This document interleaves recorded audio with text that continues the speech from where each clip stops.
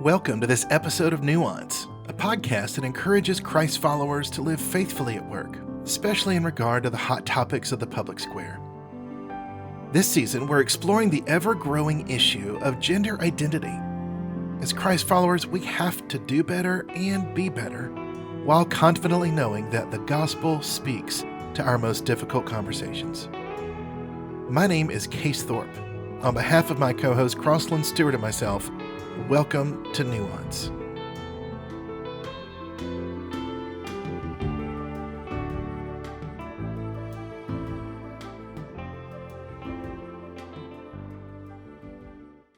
I want to welcome today's guest, James Eglinton. James, thank you so much for being with us. Thank you, Case. It's great to be with you. Coming to us from Edinburgh, Scotland. Let me remind our listeners, please be sure to like us and to subscribe. Help us to get the word out. So, Dr. James Eglinton holds the prestigious position of the Meldrum Senior Lecturer in Reformed Theology at New College, University of Edinburgh. He's the world's leading authority on Herman Bavinck, who was a Calvinist theologian and churchman at the turn of the 20th century. James is a prolific writer. His latest book, Bavinck, A Critical Biography, was published in 2020 and has received numerous accolades. James actually co-hosts one of my favorite podcasts called Grace in Common, where he and several others talk about common grace and other theological topics. So we're going to be sharing post links to his books and that podcast in our show notes. Now, James, you know, in a couple of months, I'm going to be coming to spend a month with you in Edinburgh. Now, not with you per se, but with your churchman at Esk Valley Church. And I committed to take you to enjoy a scotch or two. So tell me, when I come in June, where are you going to take us where we can have a great time? Yeah, well, so there's no shortage of options. The whiskey room at the Balmoral Hotel is very nice. It really depends on what we can stretch the budget to. Or there's the Johnny Walker experience in Edinburgh. It's a huge whiskey experience, but okay. I'm not sure if this counts as product placement. I didn't know this question was coming, so those places haven't asked me to say any of this. But I could ask them to sponsor the program, right? Yeah. I know a friend who has a podcast. Yeah. They always open with a fake sponsorship from a big corporation in hopes that corporation will actually fund them. But the whiskey room at the Balmoral Hotel, now that sounds like my kind of place. Yeah. That sounds good. Yeah. Well, Crossland's paying, so it'll be good. Well, thank you for being here. And Crossland, welcome.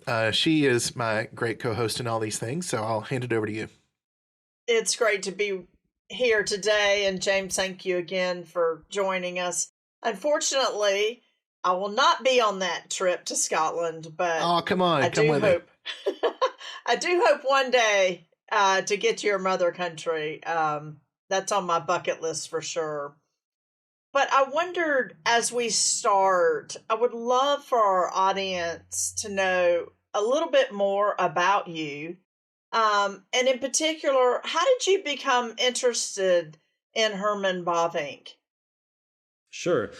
Well, I am from Scotland originally. I grew up here, and I grew up in the Highlands, up in the north of Scotland. I grew up in a Christian family, and I studied law as an undergraduate in Aberdeen. And one of the nice things about the Scottish university system is that you have your major, but you also have quite a lot of flexibility to take courses outside of your major and just develop your interests a bit when you're an undergraduate. So I had a year of theology as part of my law degree, which was a really great combination. And so I finished my law degree and then went to seminary after that in Edinburgh, a seminary that at that point was called the Free Church College. So my denomination is the Free Church of Scotland. It's a small Presbyterian denomination.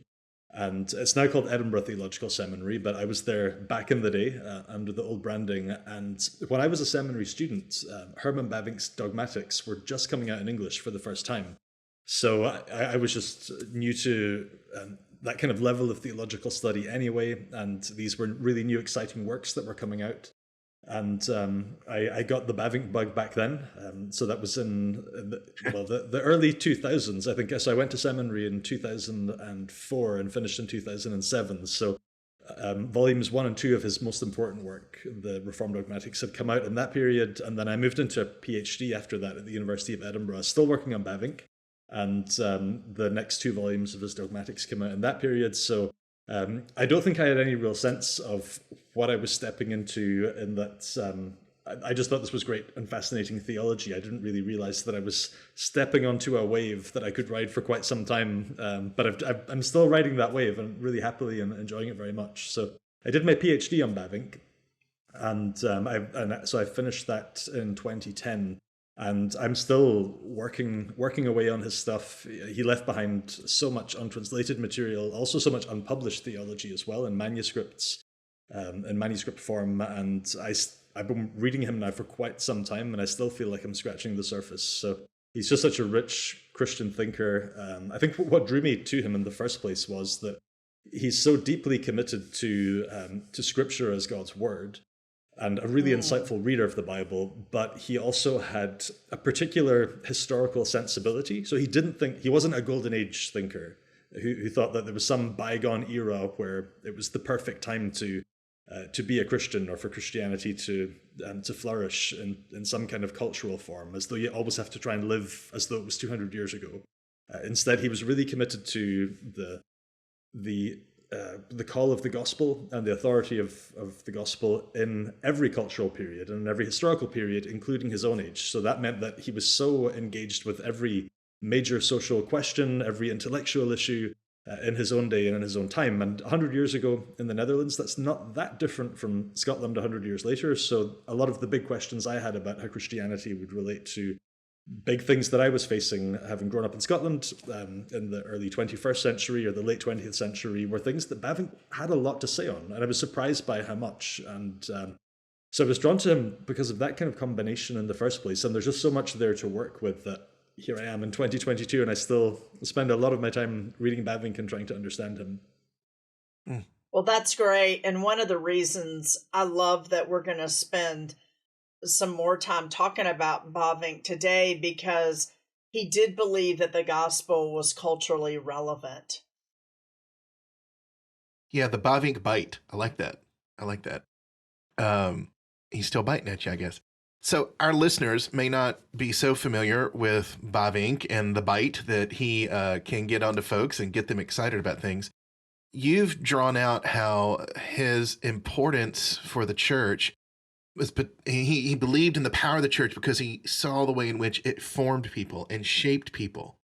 And this is one of the things I struggle with as a pastor right now because of pandemic. So many people stay home now and watch church online, and they don't fully appreciate the forming and the shaping just merely by being together.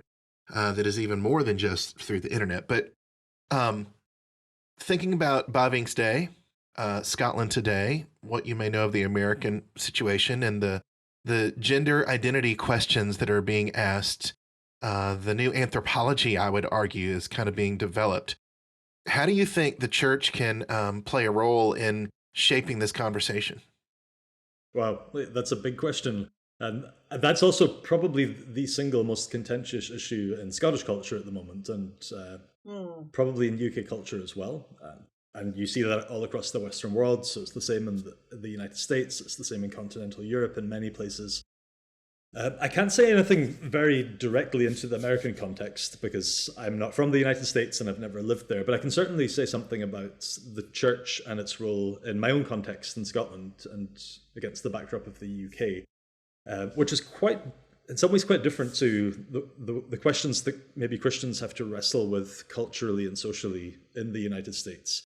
In Scotland, the percentage of the population that actually attends church regularly is really small, far, far smaller than, it's unimaginably small compared to North America, certainly to the United States anyway.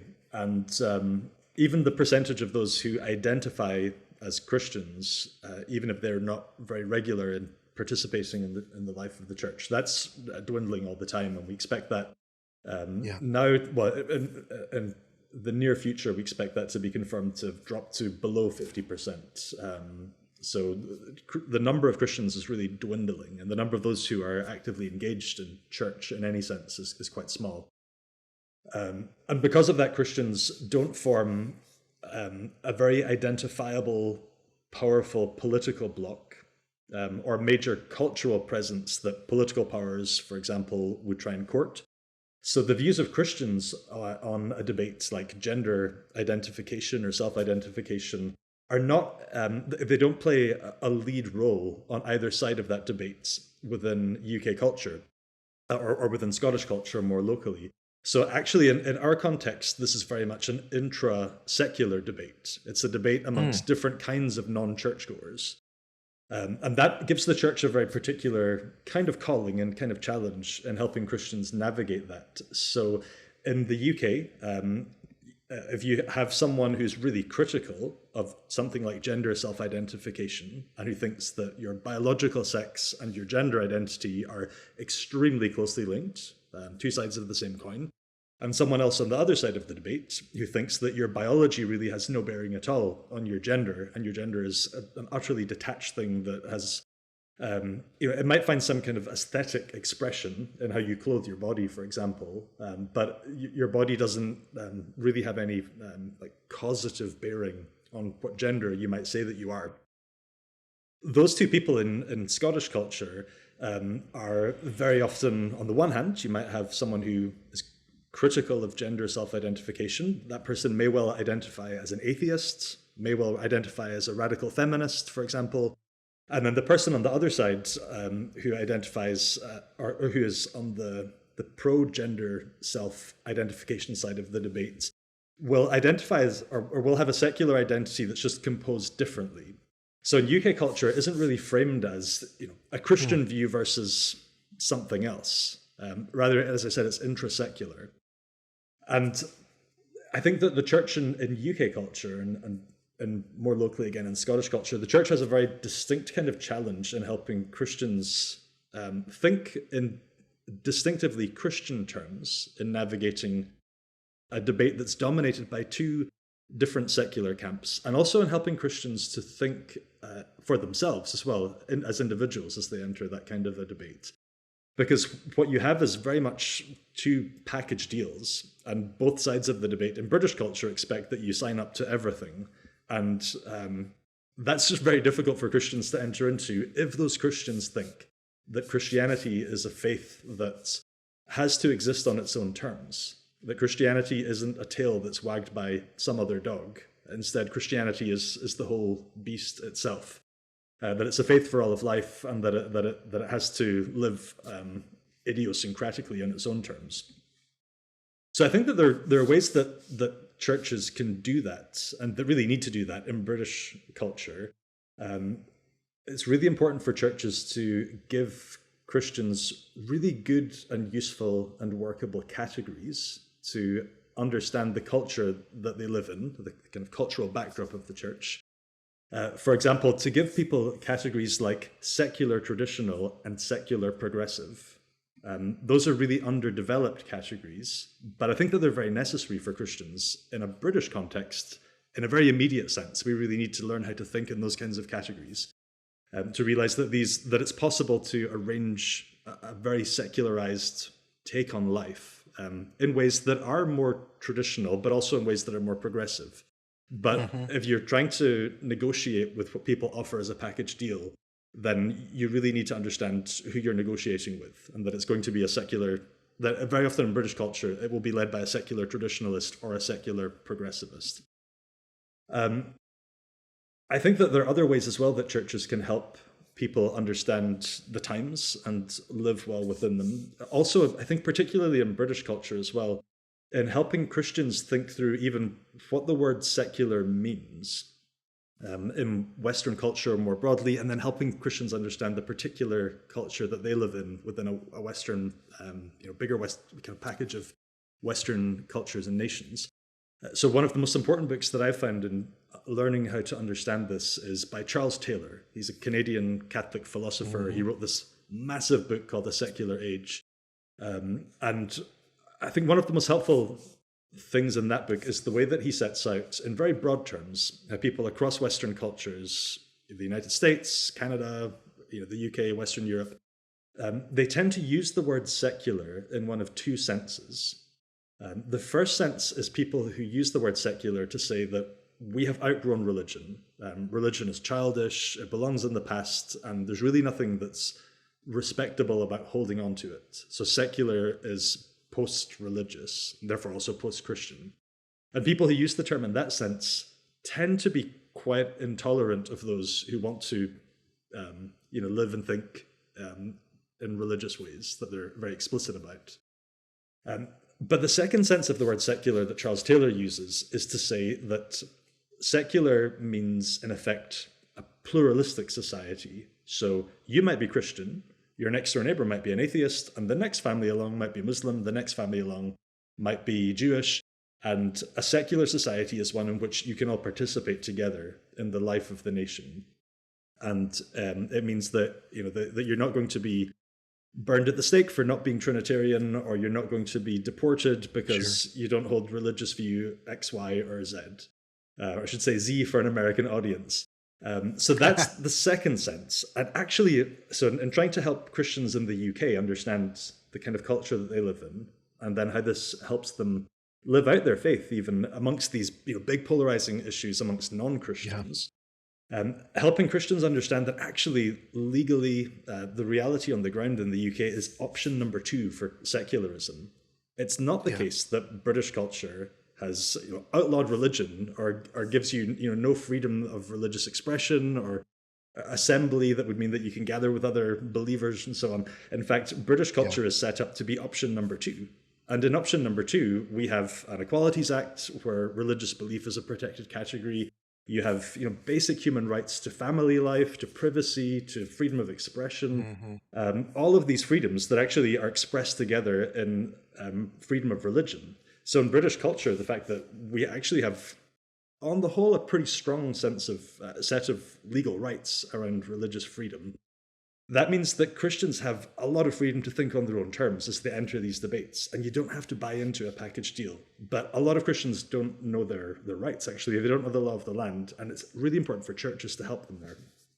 Well, I would say that fault line that you so eloquently describe is where our political discussion has been in the last few years, and I think is still working itself out between, is religion a threat, or is it one of many options and choices? And I see our desire to promote a principled pluralism, which we spoke on a good bit last season, is best for religious freedom and such.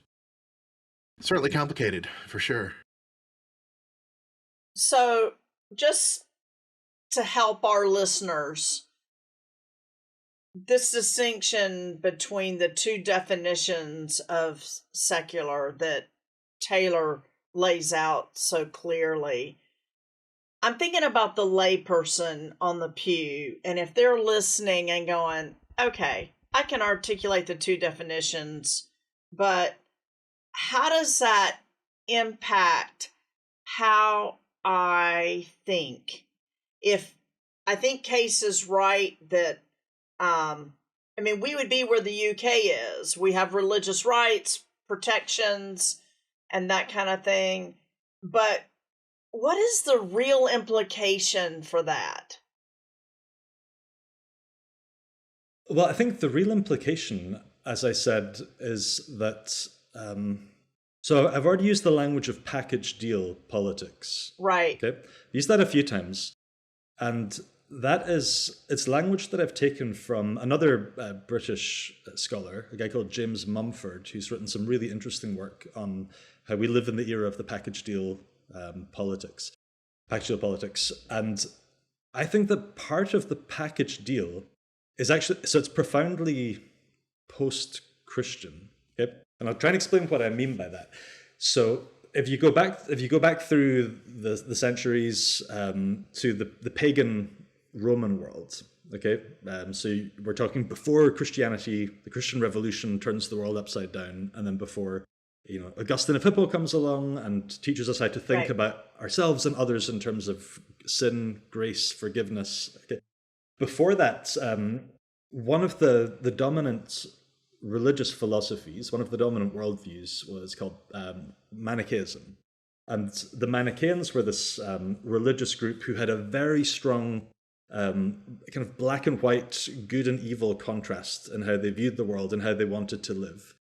And you really have to keep yourself pure from everything that might otherwise stain you. And if you think like that about the world, if you don't think in categories of sin, grace, forgiveness, and all those Christian categories, you don't have a very strong basis by which to get alongside and to engage with, to have any kind of proximity to people who think very differently to you, because you don't want to be stained by them, because you can't really deal with that damage. You can't take that on. And so that's a very Manichaean way of thinking, like very stark. You're in my camp or you're in the other camp. You're with the good guys or with the bad guys, and there's no in between. Yeah. And I only associate with my own group and my own tribe. And, right. Sounds very familiar to a lot of political voices today in America. Indeed. Okay, but that was something that was overturned actually through Augustine, because he was a Manichaean for a while, a Manichaean inquirer, and then became a Christian, and then his Confessions, which have been such a world-changing book, really undermines that and shows in the story of his life that Manichaean is just not a very livable philosophy unless you want to live a very disjointed existence where you're so stunted in your capacity to have friendships, for example, or you're so afraid of anything that would stain you because you don't really believe in forgiveness either for yourself or for others. So you just try and avoid the stain in the first place. And that became a very alien way of thinking about life in Western culture for a very, very long time, for centuries, because we started to swim in Christian waters. But I think that kind of way of thinking has made a resurgence in recent decades, yes. in part because we're getting further and further culturally across the West from our Christian moorings. And that means that we've lost very instinctive ways to think about grace and forgiveness and sin in ourselves and also in other people and how we relate to other human beings. And that means that we've got much more of a Manichaean intuition now about, who is in my camp and who's in the other camp, who are the good guys, who are the bad guys. And we're very reactive in how, reactionary in how we position ourselves.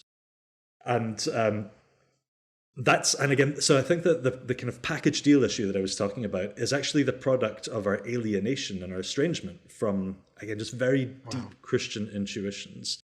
So good. Helping people understand that, or just to see that the package deal is out there and that Christians don't need to buy into that we actually have a very different way of thinking about humans, about ourselves, about other people and how we can relate to them. And the idea that, you're not contaminated by shaking hands with somebody that you are very different on in lots of ways of thinking, and instead that you can live much more constructively and fruitfully and with the integrity of your own faith as well within all of that. So helping people see what the package deal is for what it is really important. Okay, that has huge practical implications. James, if I may just pause you right there, because I think that may be, when it comes to the gender debate and conversation that's occurring, why so many Christians may have been so shocked with the reaction of some. There hasn't been the gray area to be able to work these things out and understand them and compare them over against Christian scripture and theology, etc. It's all of a sudden now, you are corrupt, you are out. And that has perhaps, I think, only frustrated and alienated more people or led to the hostility in some of these conversations. Which is huge in the U.S. Yeah. I mean, it's really part of the attitude, and the hostility is so much what's driving even this podcast of Nuance. Not only in the gender areas, but in kind of so many areas of public theology. So the explanation you've given has been great. I love this. They get defensive that I'm not corrupt. Wait, well, let's not even talk about the issue. Like, give me a chance to process and understand, but yet you've all of a sudden now cast me out as this bad guy. Yeah. So speaking of how to process these things, and you did so in a very public way in writing an editorial to one of the leading newspapers in Scotland, there had been guidelines put out, I guess, by the government's educational department and the National Health Service, recommending that elementary-age children as young as 5 be tasked with deciding whether they are a boy or a girl or neither. And you responded with an objection and a different way to handle this. So can you tell us how that came about, what your response was, and what came of it? Yeah, so I write op-eds pretty regularly anyway for a few newspapers over here, most regularly the Times and also the Herald. So I see an important part of my work as an academic theologian, being that I also address public issues. And I think that Scottish culture really needs Christian public intellectuals who think in an openly Christian way on big public issues like this. So I write about all kinds of different things that come up in public life. And so this was one of them. What motivated my response there was, so this was government guidance to schools that they should encourage really young children, from the age of 4, to take on the responsibility of deep self-knowledge, that at the age of 4, you might even have a sense of who you are that's very different to what your parents tell you about who you are, or your community. And I suppose what motivated my response to that initially was that in my academic work, I've spent a lot of time over quite a few years reading the autobiographies of Western Europeans, going back over hundreds of years. I think autobiography is a completely fascinating genre anyway. I myself am a biographer.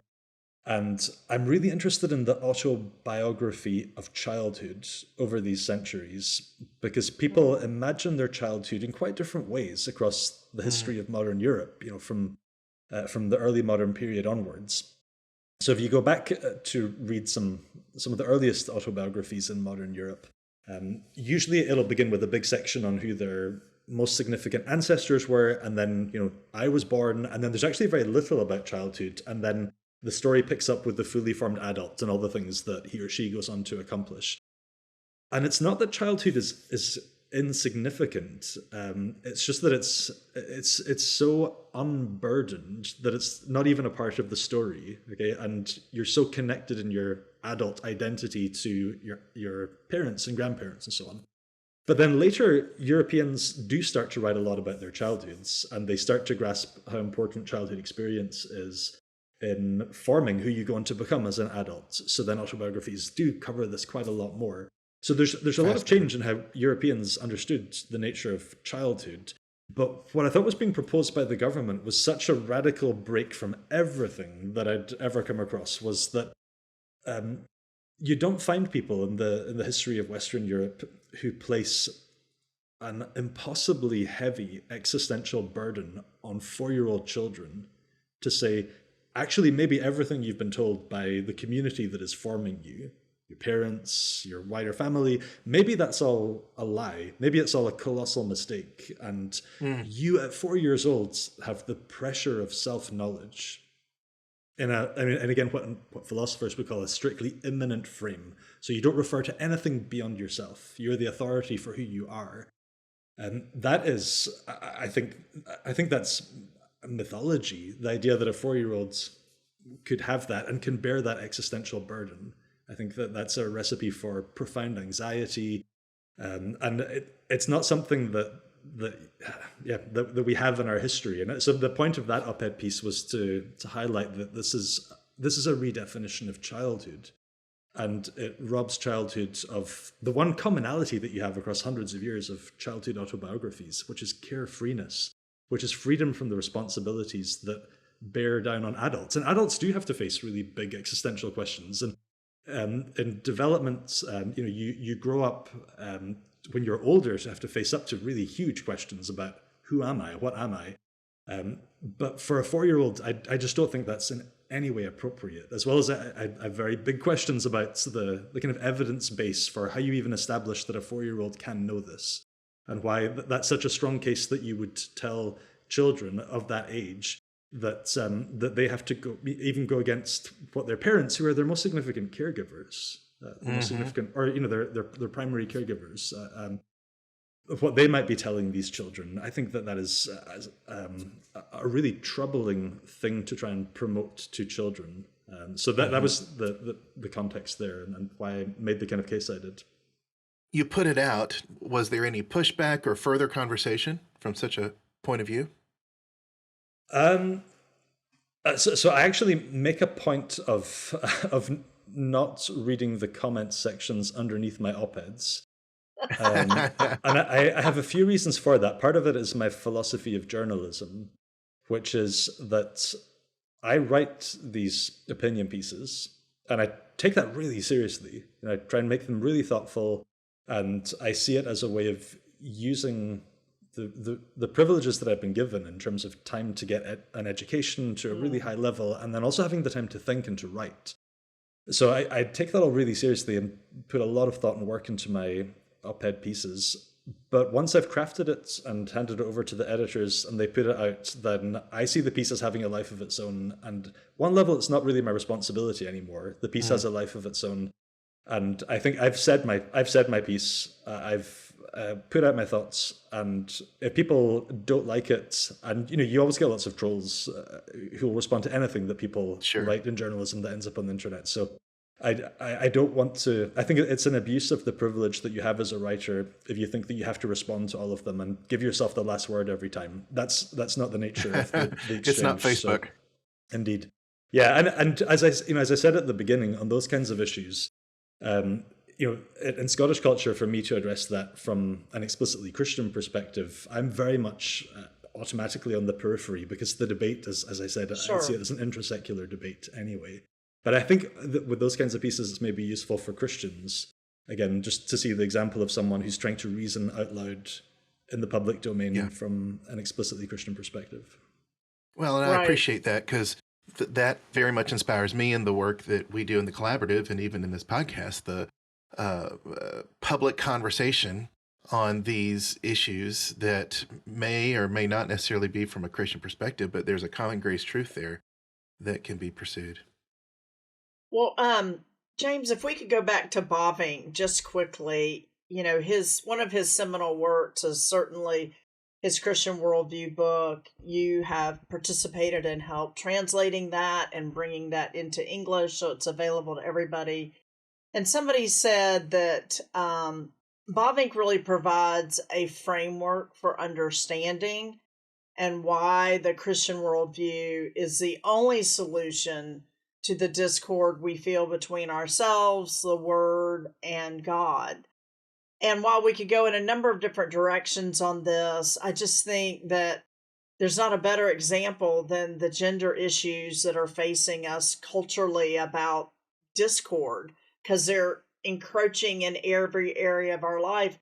And some listening may feel that own discord within themselves. So I was just wondering if you would talk a little bit about the significance of a Christian worldview, not only in resolving the discord, but also in how we think about the people we work with, in our workspace, the people we encounter that perhaps don't hold the same views that we do.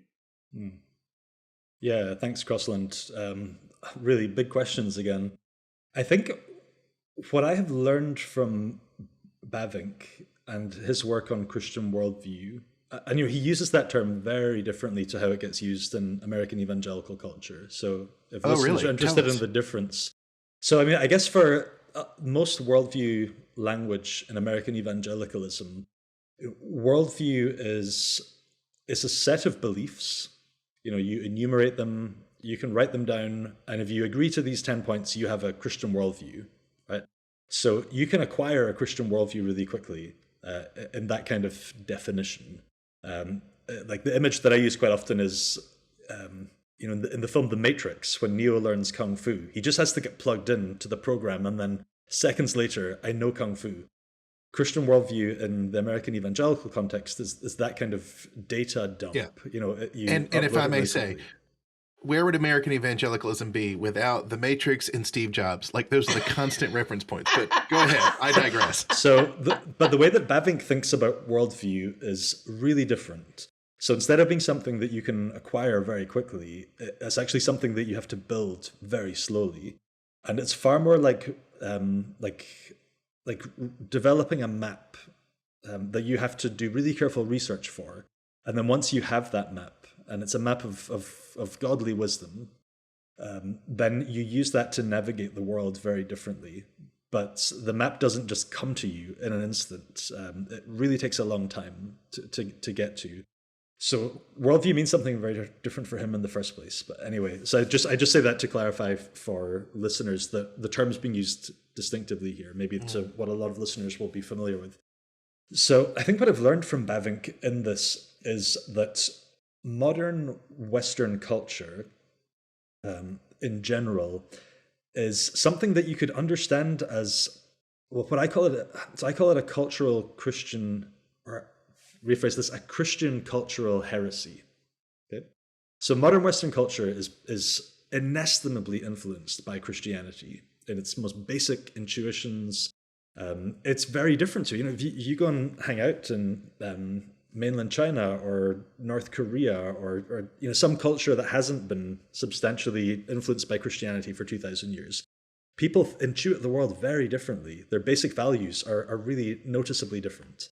So Western culture is profoundly shaped by Christianity, and that has been the water in which we have been swimming for an extremely long time.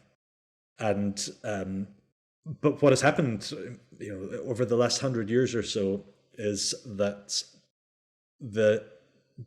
the way that Western culture tries to hold together a lot of very Christian intuitions, parts of a Christian worldview, we can think of it like that.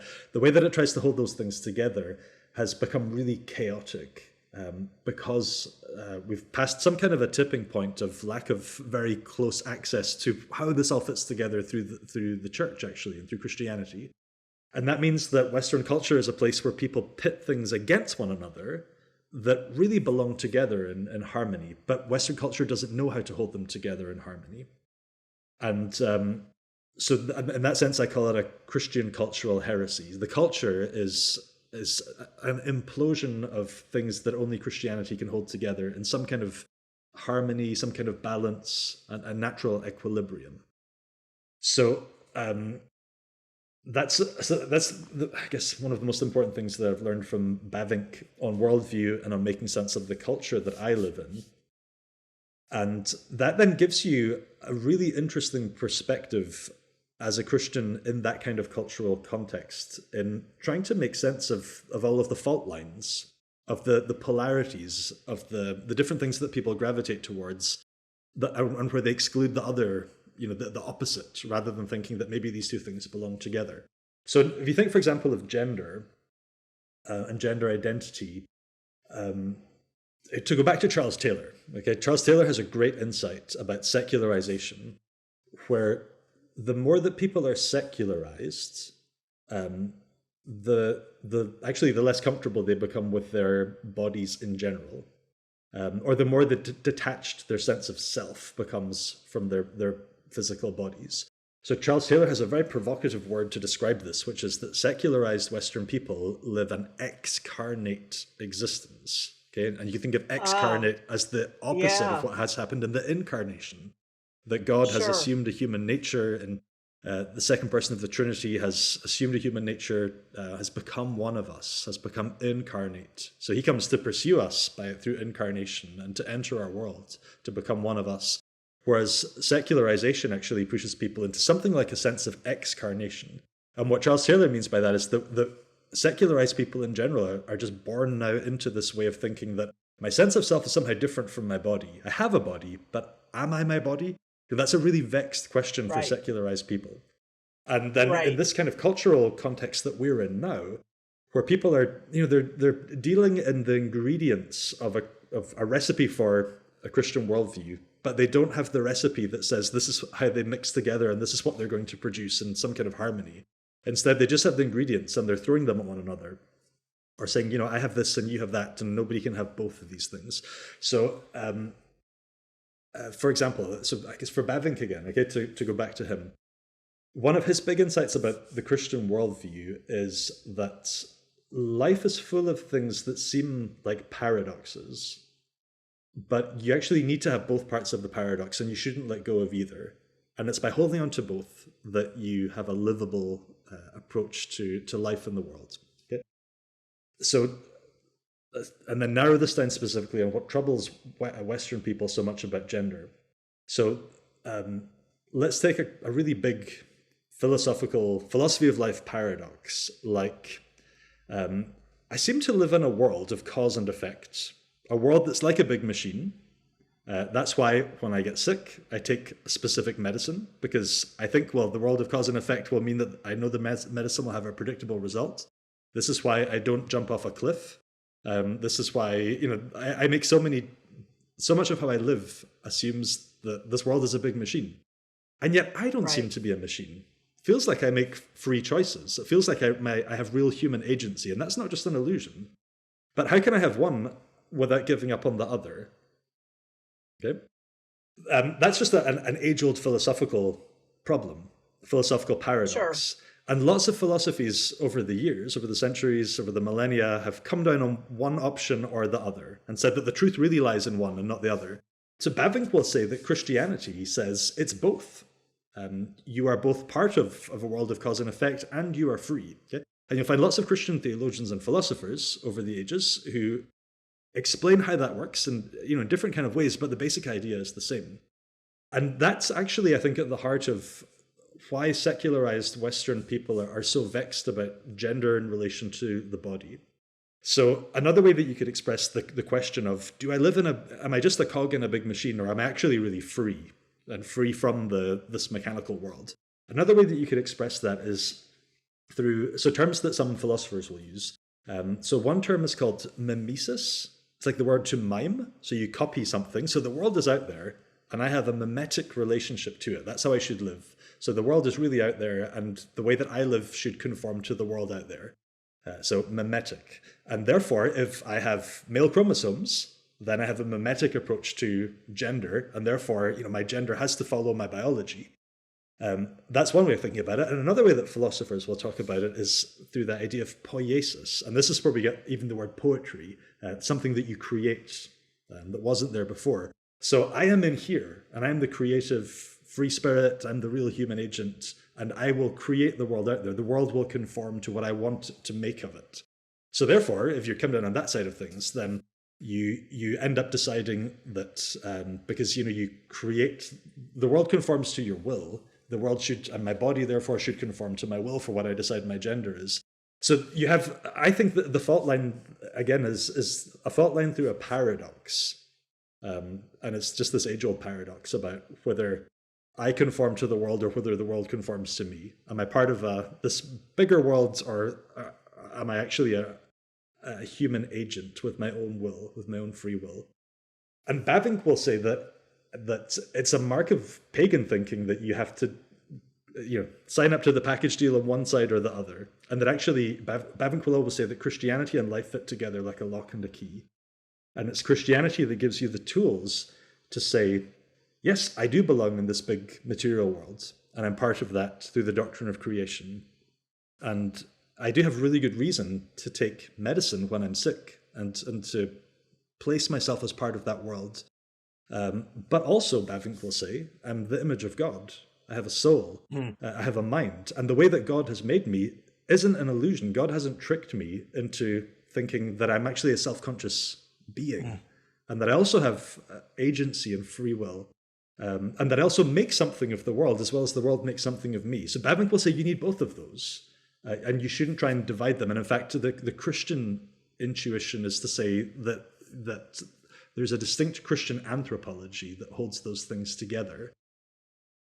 James, this is, wow, like the mimetic, the poetic, because I can imagine I'm at work and somebody is fiercely arguing, no, gender follows biology. And then somebody's fiercely arguing, no, we create all these things, it's sociological. And we being called to hold the two in tension, because that is the Christian story. Then I could see this is where people love to throw oh, you're hypocrites. You will use plastic surgery to get a better nose, or to maybe repair a lost limb, not for beauty reasons. And yet you won't use surgery in these other means. And we get caught up in these seeming conundrums, not recognizing that we're kind of called to hold both in tension. Yeah, indeed. And then this opens up Christian ethics. This is a distinct thing that Christians need to do on Christianity's own terms. Yeah. Right. Yeah. So there's a whole field of thinking for Christians about how to do this in a distinctively Christian way. But to get into that in the first place, you have to resist the package deals, I think. And you have to have a very Christianized, or a deeply Christian way of thinking in the first place. Because those, as you say, are kind of the pagan approach. Pick one, rather than live in the tension of the mimetic and the poetic. Man, It's a that's good lot stuff. easier to pick one, though, in one sense. It is, I absolutely. mean, it's hard work Good to point. hold the two. And if you don't have a well-formed Christian character or knowledge of Scripture, I mean, that's why our discipleship is so important, because it teaches us to live in the tension, to live in the gray. Well, James, my goodness, in closing, any other thoughts you might have as we navigate and help our workers in the workplace on these sorts of issues? Sure. I mean, I guess I could go back to where I began when Crossland asked why I got into Bavinck and how I got into Bavinck in the first place. And that was that I was intrigued when I saw the confidence that he had in the Christian faith as Catholic and as universal as a Christian faith, as the Christian faith for every age. And when I saw how persuasively he could articulate that in his own modern Dutch context, it made me think, or challenged me to have a lot more confidence in the Catholicity of the faith in the 21st century in my own very secularized Western European context. And, I think that for Bavinck, I don't think that his theology is intended so that we'll just be mimetic and we'll just say the things that Bavinck said 100 years ago. He very much styled his theology as a tradition to carry on, to wrestle with the big questions that will arise that he knew he wouldn't be able to imagine, but that would come up in 100 years' time. But the basic confidence in the Catholicity of the faith carries on. That has to be universal.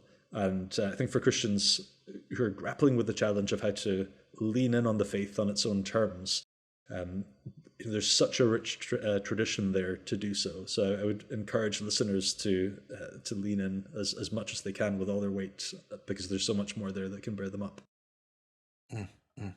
Well, fantastic. Thank you so much. Really appreciate your time. And I know Crossland's very grateful for your insights. I can see her eyes and her mind just running. This has been great, James. It really has. One of my hopes and prayers for this podcast is that listeners and viewers leave with a greater holy confidence that allows us to see our own sin and exercise great passion and love for one another. Mm-hmm. Well, I'm going to go ahead and look up online the Whiskey Room at the Balmoral Hotel. We are going to put a link to that in our show notes because it matters, and I look forward to that. In fact, for doing this, James, I may even have to buy a second round. Sounds good. You can have me back on the podcast anytime. Okay. Thanks again.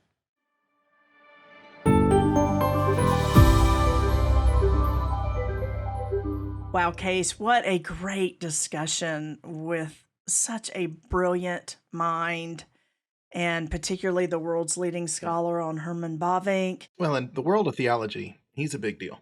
Yes, he really is, and had, I think, so much to say that we can learn from. The thing that struck me was this distinction he made about Christian worldview and how we define it. And in America, it tends to be sort of a checklist, and you meet these 10 points or criteria, and all of a sudden, boom, you have a Christian worldview. How like Americans. And we don't see it till somebody like a Scott points it out to us. Yes.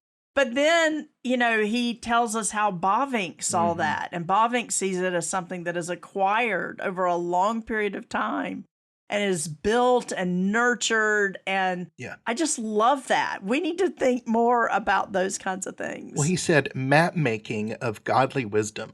Like, yes. Oh. And so I just imagine like when the people went out from Europe to discover the New World, and they did map making, and they're constantly in and out of peninsulas and river bays and such, and trying to write it down. And you know what? They had to come back again and do it again and again and again until it got perfect. And that map making of godly wisdom. Yeah, so that we can navigate life really well. And you don't get it just the was- first trip. No, you don't. You don't. So, I liked how he talked about he used the term intrasecular debate. Intrasecular, meaning, it's not just these new ideas on gender ideology and Christians. That even beyond Christian worldview, there are various views, and those will be hammered out. I wonder if in America we don't see that as distinctly and clearly. I remember in our episode a while back with Andy Crouch, you had actually asked, where are the feminists? And Yeah. I do know there have been a couple of voices like Martina Navratilova and others who have echoed an intrasecular perspective on such things. And then it makes me think we might find allies in a way. I mean, Yes. we believe in principle pluralism, and how might there be non-Christians that still want to affirm our view of gender, and we could find allies in public policy. Right, Hmm. right. Well, as we shift now to our time of spiritual formation, as a reminder, we're doing these this year within our episodes themselves. And early in James' comments, he challenged us to think more in the categories, and I appreciated this, of sin, forgiveness, and grace. Rather than us versus them, sin, forgiveness, and grace, which applies to all of us. And so, practically, what we take away from this episode, I wonder, listener or viewer, where does your mind go when you encounter someone who is identifying opposite of their biological gender? This was my experience at Christmas with family gathered and being in very close conversation with someone very different. So where does your mind go? Does it go in the direction of sin, forgiveness, grace? On the sin front, think about your own sin and temptation to judge or to belittle someone. Think about your own temptation and mine to judge or belittle someone, and how that is so contrary to the image of God that's in each of us and the love we're called to offer. Forgiveness. Consider how you have been forgiven over a lifetime of sin. Consider how you have been forgiven and the kind of patience perhaps it takes others to be with you. And then grace, that third category. Remember, the creator of heaven and earth loves me in spite of me. So I, too, should extend love towards all that I encounter. And this can come in the smallest of ways, for instance, like eye contact, respect, graciousness, and maybe even managing my anxiety with folks who are making these choices long before I'm in their presence, so that I'm not having to work through that in the moment. Sin, forgiveness, and grace, three huge and key and important Christian concepts that we want to make sure we bring to this conversation. So practice this over and over. Dwell on these things this week in your prayer time and see how it transforms your heart. Thanks so much for being with us today. Bye-bye. Bye-bye. Help us spread the word about Nuance. Please like the episode, subscribe to our podcast, and share our link so others can engage. Nuance is a production of The Collaborative and is made possible by the Eleanor and T.W. Miller Foundation. On behalf of Case Thorpe and myself, thank you for joining the conversation.